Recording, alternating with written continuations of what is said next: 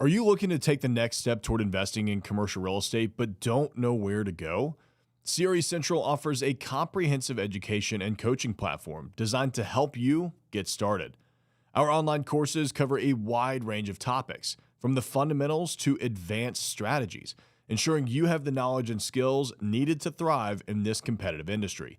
As a member, you'll gain access to our exclusive online community and monthly group coaching calls, providing you with valuable networking opportunities and personalized guidance from experienced professionals. Whether you're a beginner or looking to take your career to the next level, CRE Central has the resources you need. Visit www.crecentral.com to learn more. Emily Benedict got her start with the Cauble Group just over 6 weeks ago, like just around 6 weeks ago. And we figured, what would be great for us to do is to start doing live streams, going live, and talking every 30 days about her experience as a commercial real estate broker with the Cauble Group and just in general, honestly, which I think is going to be great.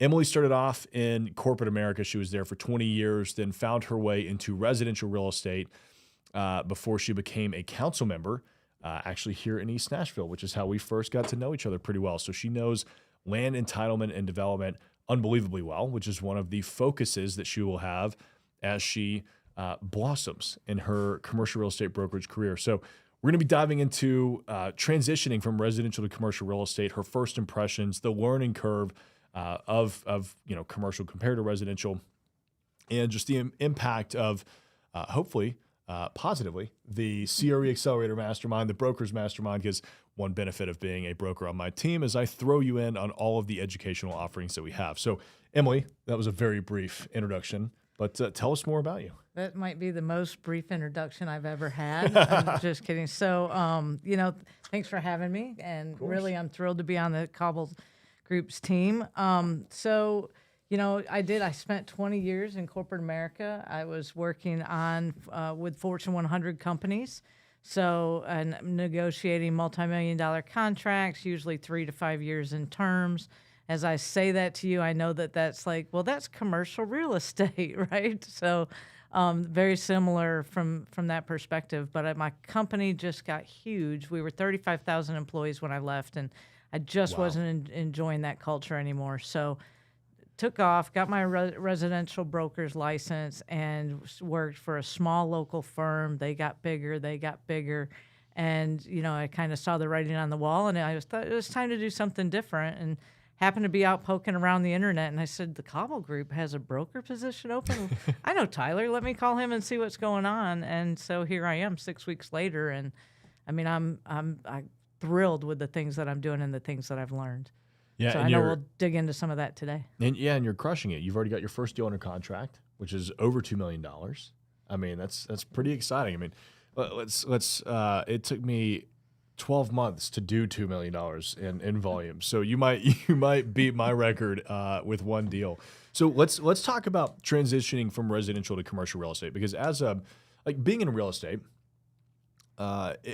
residential and commercial are basically different sides of the same coin, right? And a lot of people can get maybe a little overzealous and, I'm a residential real estate agent, I understand commercial, or I'm a commercial real estate agent, I understand residential. That's not necessarily true. But residential real estate experience can have a positive impact and can help you probably 80% of the way. So, talk to us about your experience in residential real estate and kind of how that has influenced your approach day-to-day in commercial real estate brokerage. Yeah, so I spent about 10 years. I think it's a very interesting question and really useful for people that I see out on the street. My network is so full of residential realtors now, after 9 years in the business, so far almost 10 years in the business, that I completely relate to. I'm a residential agent, but I can handle a little commercial. That was me. I had that hat on one time. I handled 2 commercial deals. One worked well. One, I think in hindsight, could have. An expert is needed. And, that's so true with residential real estate, too. Oftentimes people think I can do this on my own. That expert really provides tremendous value. But I think, learning the mechanics of a deal, so everything from the escrow time period to due diligence to, the different milestones throughout the contract, lending requirements, All of those things are similar on residential and commercial. It's just sometimes it's a different dollar amount. Sometimes it's less in commercial than in residential. So it's not like it's really different from that side of things, but this is much more about that return on investment. As a residential broker, as a residential realtor, I worked on, helping people find the place where they were going to live, but I also wanted to make sure they were going to make money off of it. So that investment piece has always been on my mind. Now that's in the forefront of what I do. So really easy transition for me. But that's also, I had some familiarity with it, and I think that corporate background really helps with that business mindset that you need. Yeah, it really does. And I think, what I would say is like the majority of the process is pretty similar, right? I mean, the prospecting, having to go out and network, like all of the contracts. I mean, yes, you have different contracts, and yes, you network in different ways and in different places, but all of that is pretty much the same. By the way, if you are joining us live, the question of the day: what's holding you back from getting started in commercial real estate brokerage? I had a buddy text me the other day, and he was like, I wish I'd gotten started with you as a commercial real estate broker, 7 years ago. And I said, Ben, it's not too late, man. Come on, let's make this thing happen. So what's holding you back from getting started in commercial real estate brokerage? Let me know in the live chat. So Emily, what's been the most surprising aspect of commercial real estate, like compared to residential? I think by and large, it's figuring out where to find the properties. It is about networking. It is about who you know, but it's also, in residential real estate, you have an MLS, and you go out there and almost every property that's for sale in the market is on that MLS. Some things are changing with some recent changes in the residential real estate due to some court cases nationally. But for the most part, people are using that MLS, and that's your one-stop shop. With commercial real estate, this is, to me, about getting out in front of people, knocking doors, looking at their business, looking online at their land, and seeing what can be done, what should be done, what could be done, and then making those connections with the investors who I know who are looking to make the investments into those properties that I find. So it's almost the opposite approach, right? I'm the one that's finding the deals rather than, my client looking on MLS and bringing, hey, here's 5 houses I want to look at, right? For me, I'm saying, hey, investor client of mine, here's 5 properties that I've looked at. I've underwritten each one, and based on your buy box, here's what looks good. Do you want to go take a look at these properties? So I think it's a little bit flipped is how it seems to me. Yeah, I mean, a great way to look at it is residential real estate is B2C, right? That's business to consumer, and commercial real estate is B2B. It's business to business, right? So it's a very different approach. So even if you were in a normal business and you decide, or not normal, but it's like anything other than real estate, right? If you sold widgets and you decided to go from a business to consumer approach to a business approach, very, very different, right? Businesses operate a little bit differently than people. I mean, one of my favorite things is we work a typical 9 to 5 generally. Well, there is that. Absolutely. Yeah. I've got residential real estate friends that I always give them such a hard time because, their first meal of the day is brunch. Right. I'm like, man, I'm in the office at like 6:30 or 7. Absolutely. but they're up until 7 at night doing tours. And I came to the office this morning at 6:30, and your car was already in the lot. So I thought, man, I'm early, but no, I'm not early enough. That's right. You got to beat me. Well, that's it. I mean, look, what I've found is like the earlier that you can get to work, the more time you actually have for yourself. Because once it turns like 7:45, 8 a.m., everybody's calling you. Yeah. Ring, ring. Ring, ring. Everybody wants a piece of you. So, okay, let's get into more of your first impressions, because I always find that fascinating, seeing what people thought commercial real estate was going to be and then what it ends up actually being on a day-to-day basis, because those are two very different things. So, I mean, when you first joined us, what did you think commercial real estate looked like, and how has it kind of turned out for you? Yeah, I think for me, the concern that I had, the question that I had walking into this is, what is the exact value that I can provide? Emily and all of the life experience, all the work experience that I bring, how do I narrow that down to a value proposition where I can really help the most people? And one thing that I'm about in everything I do is helping people. I'm a helper. That's why I'm on council, is I like to help people when their trash doesn't get picked up. I like to get that taken care of for them. But, when it comes to any helping profession, which I believe even in B2B, I'm helping my clients reach their goals. And so how can I help them do that? But I think for me that one of the most intimidating things coming in was, what is my niche? What is that value that I can provide that's different from another broker out there? And one thing I will say, and we'll talk about it later with the mastermind, is that I've been able to narrow that down and find my niche. I didn't know if I wanted to focus on office, on multifamily, on industrial or retail, and what I landed with was land, right? Because as you said at the start, that's my area of expertise. If you want to know what your zoning allows, let's talk. That's something that I know inside now. So I found through talking with my network that that's also what they needed. That was the hole that they needed filled. A lot of people they have construction loans already lined up. They have a shovel ready to put in the dirt, but they can't find land at the right price in Davidson County and in the region to be able to make the numbers work for them to build. So where are those deals available? And again, going back to how do I find those? Well, I know how to find them. So there's resources that are available to the public that I know how to get to quickly, and we can see, how can I find the right parcel for my clients that will make them the money that they're looking to make and or achieve their goals. I've got an affordable housing developer who, is looking to create less than market rate apartments. He wants to build those as soon as possible, but he's got to find the land to make the numbers work. And so it's not just about that market rate. It's also about the affordable housing developers that are out there and how I can make them, get them connected to available land here in the city. So I think, again, going back to the question, I went way off track there. But I think trying to figure out what my niche was and what that value proposition was, I think that was something that was an initial expectation. I wasn't sure exactly, where to go with that. And I've definitely found my way in 6 weeks. I feel like I figured this out 2 weeks in, and it's been gangbuster ever since. That's really interesting because I don't know that I would have picked like the niche that's why that to me is like such a fascinating question, because I'm like, well, yeah, that makes sense, right? Because like coming from residential real estate, you kind of don't have to have a niche. Now, I mean, sometimes you'll have people that are like, I only do stuff in Williamson County, or I only sell condos downtown, right? But it's not as prevalent to have as many niches like as what we have in commercial. Like you could be the office guy.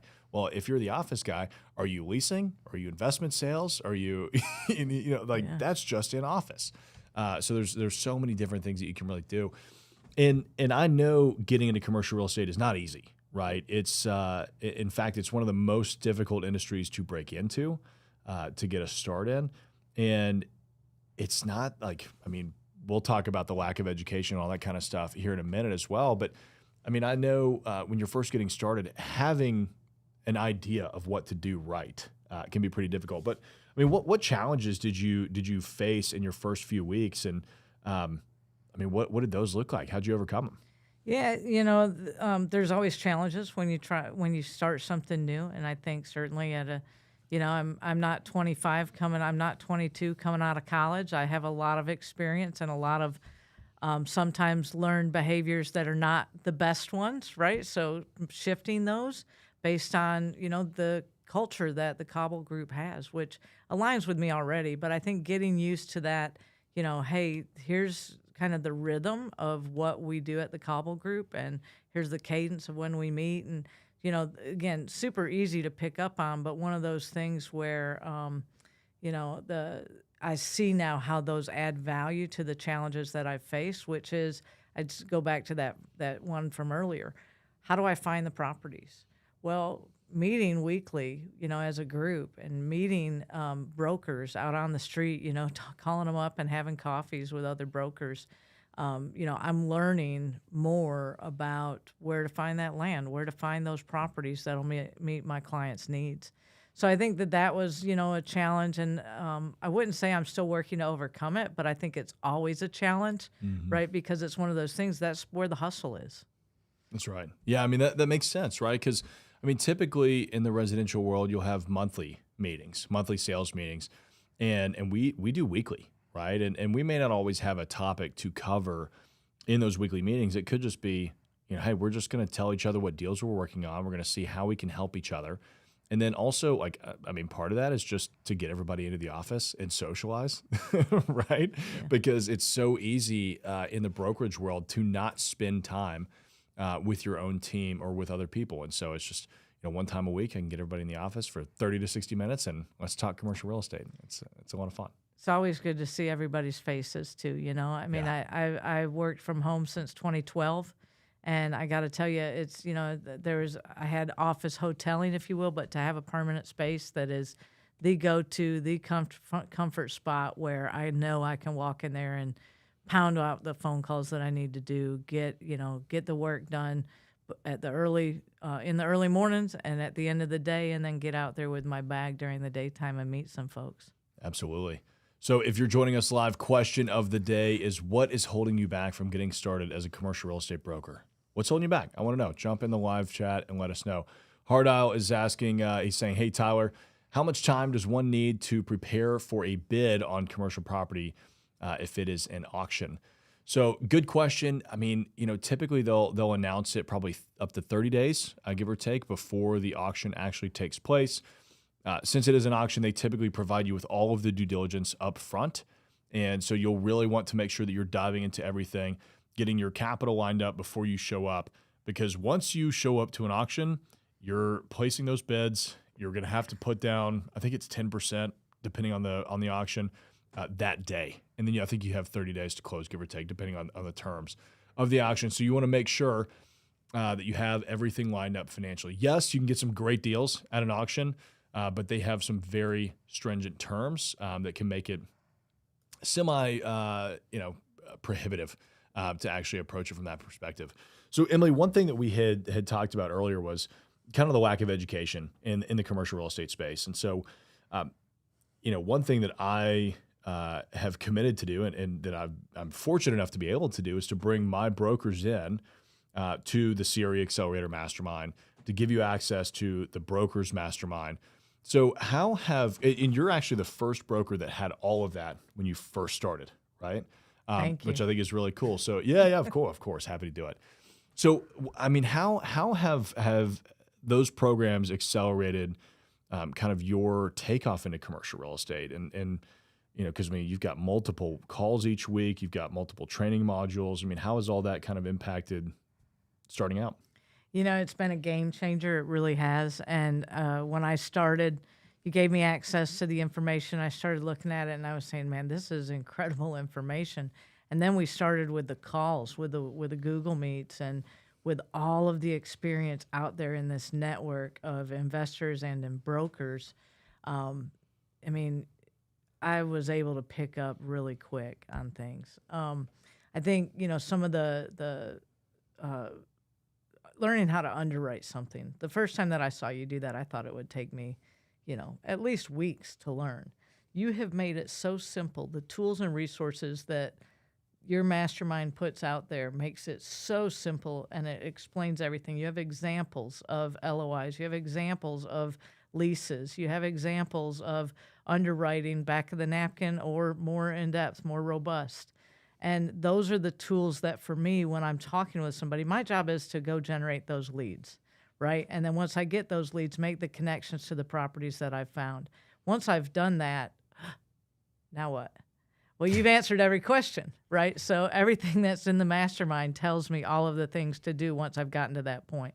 But for me, my job is to find those leads both on the property, the product, and the investor, the client, to make sure that I'm finding people to put things together to provide that value, and then all the rest is available to me. And you've been a big help of that as well. I think my first weekend on the job, I had a client reach out to me who I hadn't spoken to in a couple of years. I hadn't even reached out to him to tell him I made the switch yet.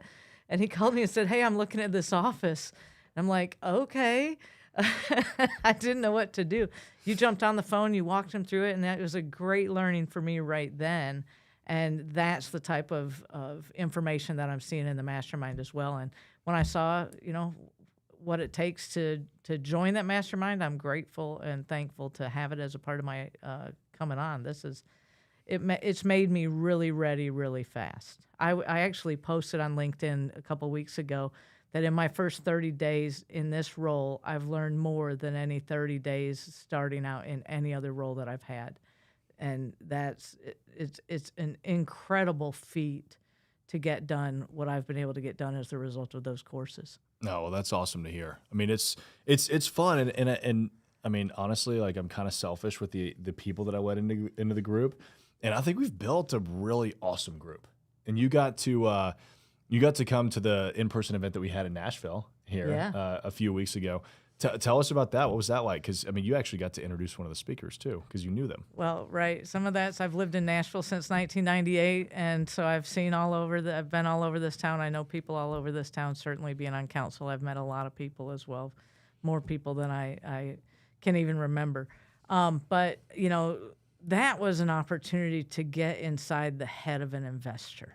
Mm-hmm. Those folks are there to learn how to make deals, not necessarily how to gain the broker skill set that we're learning in the broker mastermind, but on the CRE Accelerator, I got to see and hear experience of people who have gone way up and come way down, and how they're climbing back up out of what they've been through.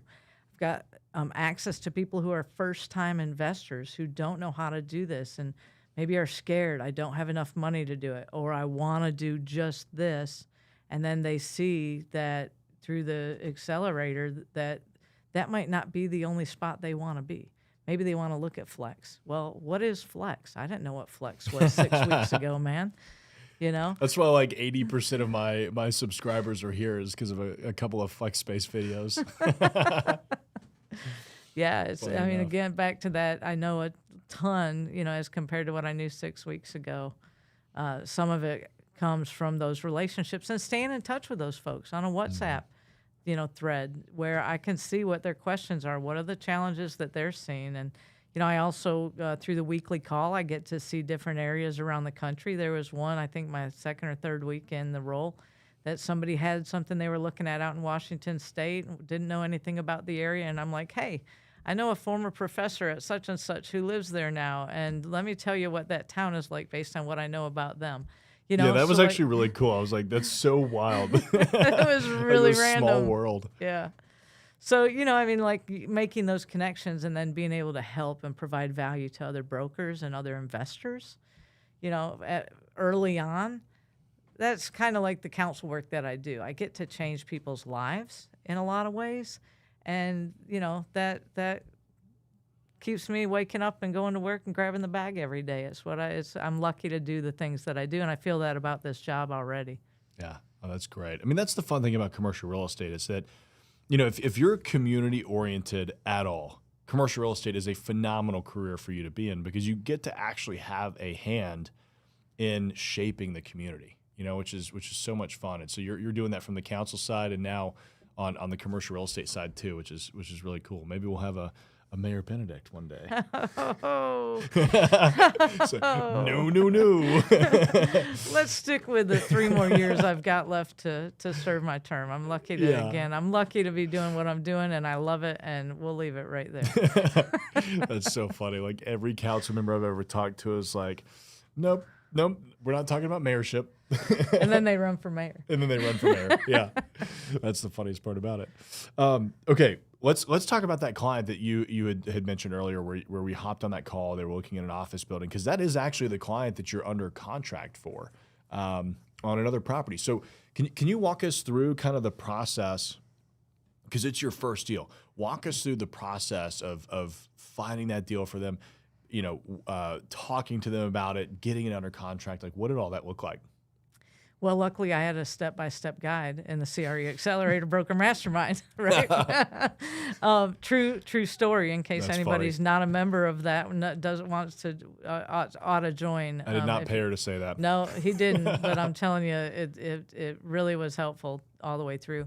So this client identified a property and said, you know, hey, Emily, this looks like something I'm interested in. What does it look like? And so I crunched the numbers. I underwrote it in a couple of different ways. I said, if you want to put more cash down and look at your cash on cash returns, or do you want to, you know, leverage the buy and refi in a couple of years? What's the play that you're looking to make here? What's the outcome that you want? And so I was able to underwrite it a couple of different ways and get to a purchase price that would work to get the numbers that he wanted to get. So, thinking kind of, I'm going to shift gears really quick off of this question to go back to the residential comparison. If somebody finds a property and they want to go look at that property to make it their home, none of what I just described is happening. It's unique to commercial. And so anyway, so back to the deal. So we looked at that. It looked good for him. So we sent out a letter of intent to the, and by the way, while I was talking with him and working on this, I had already been in touch with the listing broker to understand, parts of the deal, what's motivating them to sell. That communication is critical all the way through from the very beginning, letting the other side of the deal know, I'm here to work. We're here to be partners. We want this to be a win-win for everybody. What's the motivation on your seller's side so that we can make sure that, whatever we put forward will be a win for them as well as a win for my client. So we went back and forth on an LOI. Broker and I talked 2 to 3 times a day, a couple times over about a 4-day period, and we reached an agreement. So we got it over to the attorney. The attorney drew up the purchase and sale agreement. We got that inked pretty quickly after that, and now we're doing due diligence. So I've got an environmental phase 1 inspection that's going out. I've got a property condition assessment that's going to get done as well. We've got the title company engaged already. The earnest money's over to the title company. Like, things are just trucking along in that due diligence. We've got, 45 days to get it done, and I'm just staying on top of that stuff, making sure that that communication continues, staying in touch with my client every single day. How's it going? What's new? What do you need? Do you have all your questions answered? What else can I bring? What other value can I bring to you today? And also, just FYI, I'm watching every piece of this. So that's where we are so far. Well, I'm hoping that will close end of January. That communication piece is so key, and I know that that's something that you're bringing from the residential world, because as a residential real estate agent, you're more accustomed to talking with your clients every single day. Commercial real estate brokers tend to get in these bad habits of not doing that, and they may give their client an update once a week or once every couple of weeks. And if you get into the habit of even just a 5-minute phone call, 15-minute phone call every day, whatever it is, of updating your client, hey, do you have everything you need? I'm here to help you. You are so ingraining yourself in with them as the authority on commercial real estate that they'll never use anybody else, right? Because nobody else is going to compare. I think that's brilliant that you're doing that. And you also got a nice compliment from the other agent, didn't you? Weren't they like, yeah, I know this isn't your first deal or something like that? He said, I know this isn't your first deal. He's asking for this. And yeah. I'm like, nod my head on the phone. I didn't say Totally. a word. I didn't say yes. I didn't say no. I just, went with the flow. Yeah, I think that's so funny. Philip is saying, random question. I know you guys know the market pretty well, but do you all use Reonomy for ownership info? Thinking about pulling the trigger on it. It's a great question, Philip. We don't use Reonomy like as a brokerage. I'm not sure if any of my agents actually have that. You don't have Reonomy, do you? No. Okay. So Tyler Brock and Anthony Rubino, they may have it. I'm not sure. I've heard nothing but good things about Reonomy. It's just not a tool that we've necessarily pulled in. Let's see. Ricki is saying, what are some unconventional sources or strategies you recommend for discovering off-market properties or undervalued listings? I mean, really, there's only one strategy that I almost always recommend because nobody does it, and that's mailers. Just sending out mailers. That's what we're about to do a campaign with Emily here to target, off-market deals so that she can either get pocket listings or actually get these properties listed, go through the rezoning process, create a lot of value. There's not a lot of mail that's done in the commercial world. It's very common in residential, but not necessarily in commercial at all. Emily, I'm going to jump around on some of our questions here. I know we'll have to skip some just for the sake of time. Sure. But, let's talk about goals and expectations moving forward. You're 6 weeks in. What does the next 6 months look like for you? So I'm grabbing a piece of paper because I have it written down precisely. It's written down. Put it in the my universe. office. That's exactly right. But what I'm doing, I want to make sure I get it right in the universe. And it's so funny, you were talking about letters. 10 letters a day is one of the goals that I have. So I've sent out, and so it's been 6 weeks. So that's You know, 35, wait, 6 times 5, that's 30 Yeah. work days. So that's 300 letters I should have put out by now. Well, I didn't start day one. So I've put out, though, probably based on the stamp rolls that I've got, I've probably put out about 125 That's or great. so. I've got 5 queued up and ready to go right now for today. I'll have 5 more by the end of the day. And the post office is tired of seeing me, but I'm in there buying $74 rolls of stamps, you know, once a I'm week. sure they're right happy now. about that. So, right. So 10 letters a day is the first thing, and they're all personalized. They're personal letters, personal, you know, return address on there, signed by me, envelope handwritten by me as well. I've only had 2 out of them all that have come back undeliverables. So that means people are getting them.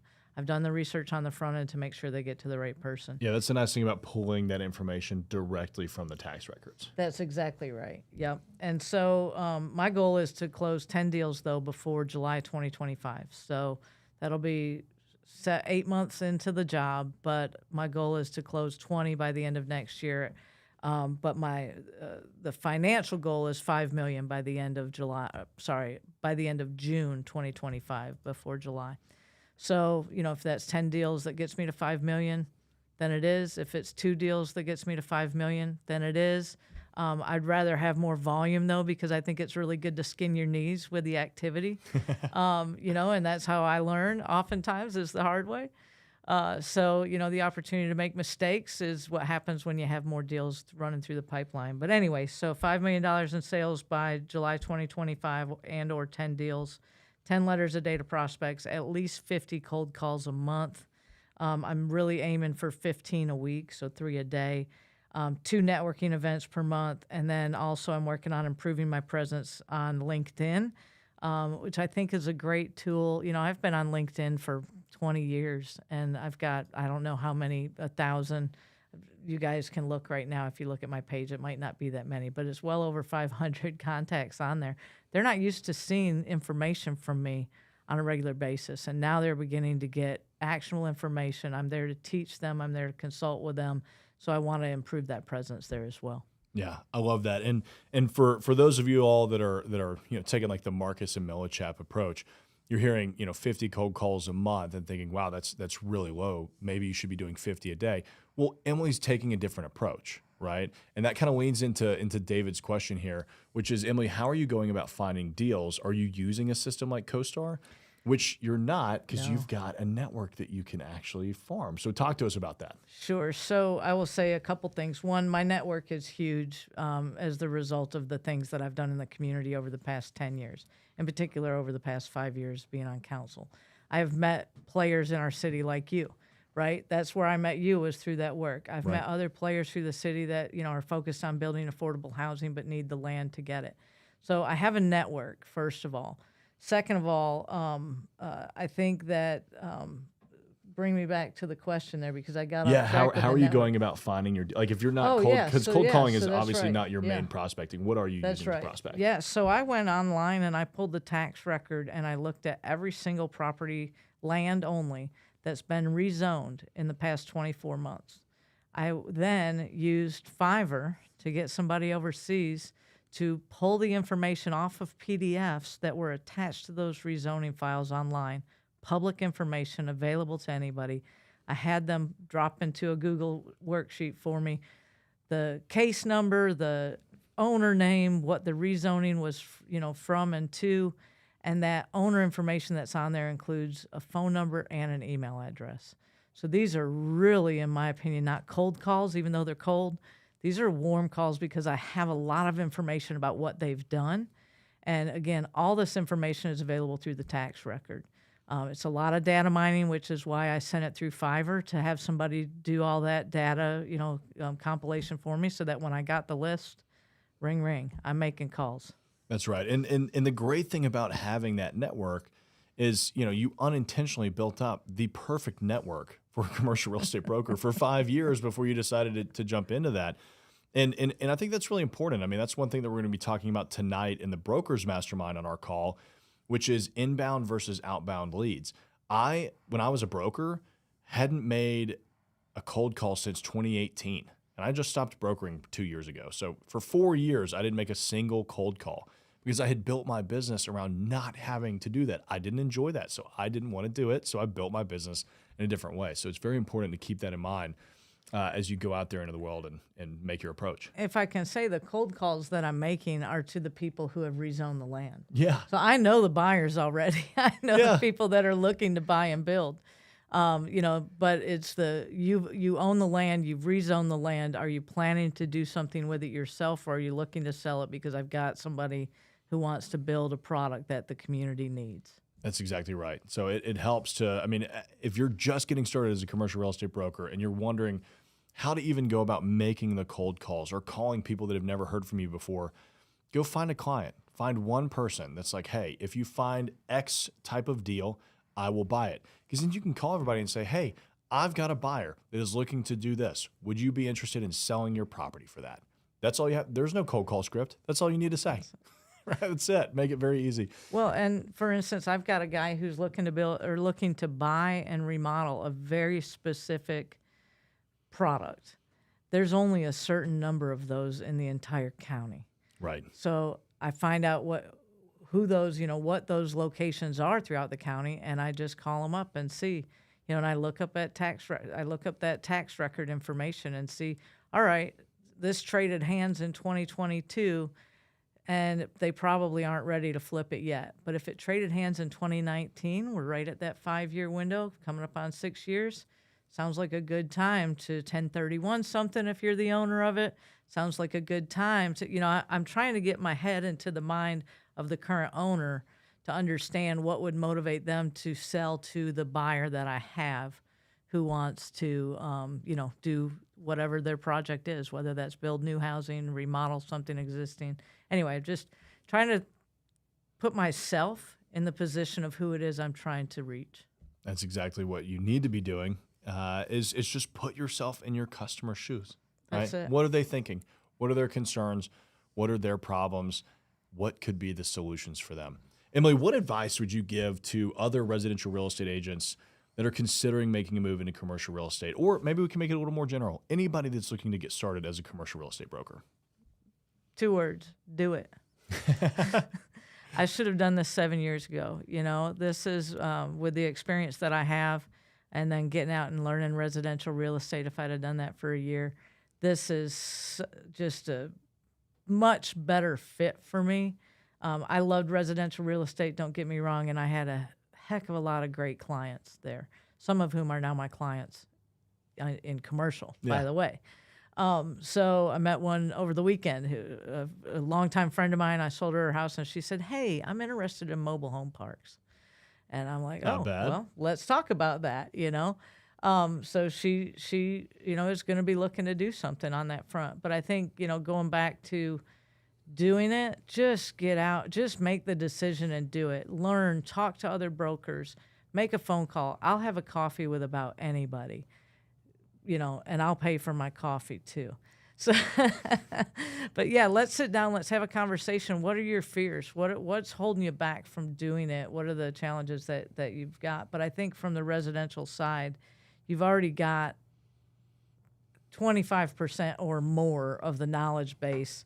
And especially if you've worked in this county for a long time, or if you've worked in your area for a long time as a residential agent, you're driving right by all the commercial stuff that's right there. It's there. You just haven't had your eye on it until now. That's exactly right. Well, for those of y'all that want to connect with Emily, maybe you want to buy some real estate, some commercial properties in the Nashville area, reach out to her.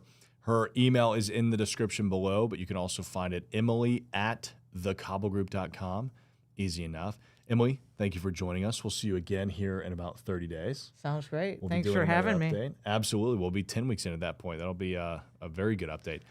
Maybe I'll have something come up in between now and then, and we'll get it closed even faster. Yeah, let's get something done in like 30 days. Let's go. That'd be great. Well, thank you all for joining us. If you are enjoying these conversations, don't forget to like and subscribe to the YouTube channel. If you're listening on Apple Podcasts, leave me a review, and we'll see y'all in the next one. Are you looking to take the next step toward investing in commercial real estate but don't know where to go? CRE Central offers a comprehensive education and coaching platform designed to help you get started. Our online courses cover a wide range of topics, from the fundamentals to advanced strategies, ensuring you have the knowledge and skills needed to thrive in this competitive industry. As a member, you'll gain access to our exclusive online community and monthly group coaching calls, providing you with valuable networking opportunities and personalized guidance from experienced professionals. Whether you're a beginner or looking to take your career to the next level, CRE Central has the resources you need. Visit www.crecentral.com to learn more.